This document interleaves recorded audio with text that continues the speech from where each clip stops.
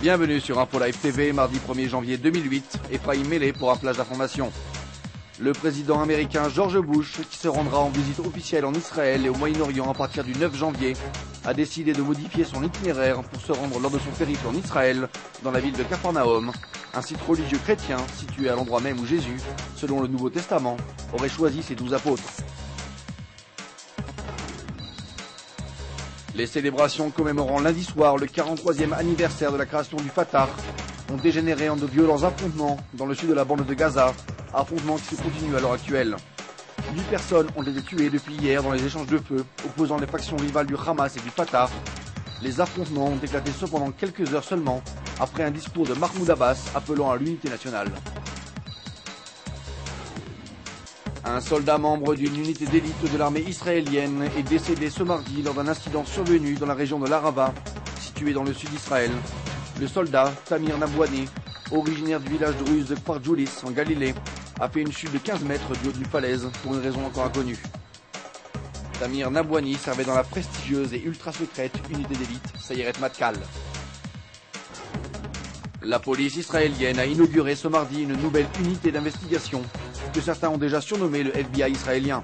La nouvelle unité policière, de son vrai nom Lahav 443, concentrera les 4 précédents bureaux nationaux d'investigation et aura pour mission de combattre la corruption et le crime organisé. Sous le commandement de Yoav Segelovitch, le Lahav 443 aura selon son directeur pour mot d'ordre l'intimidation. Le ministre de la Défense Ehud Barak, en compagnie du chef d'état-major Gabi Ashkenazi, s'est rendu aujourd'hui dans le nord de la Judée-Samarie où il a rencontré les soldats du 13e bataillon de la brigade Golani. Le ministre de la Défense a notamment tenu à rappeler l'efficacité des points de contrôle.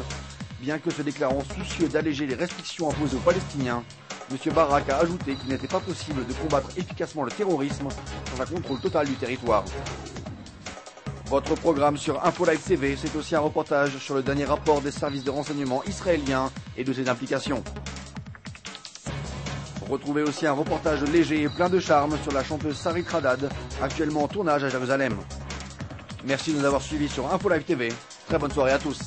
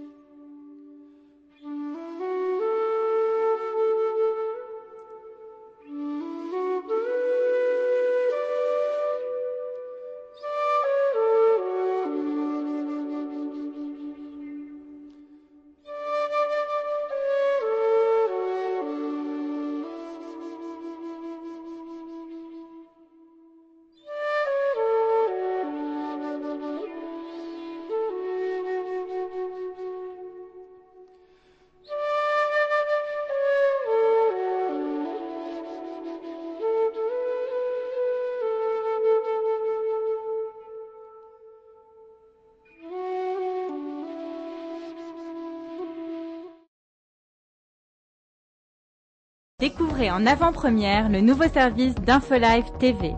Recevez gratuitement chaque jour, en vidéo, les informations d'Israël et du Proche-Orient sur votre mobile.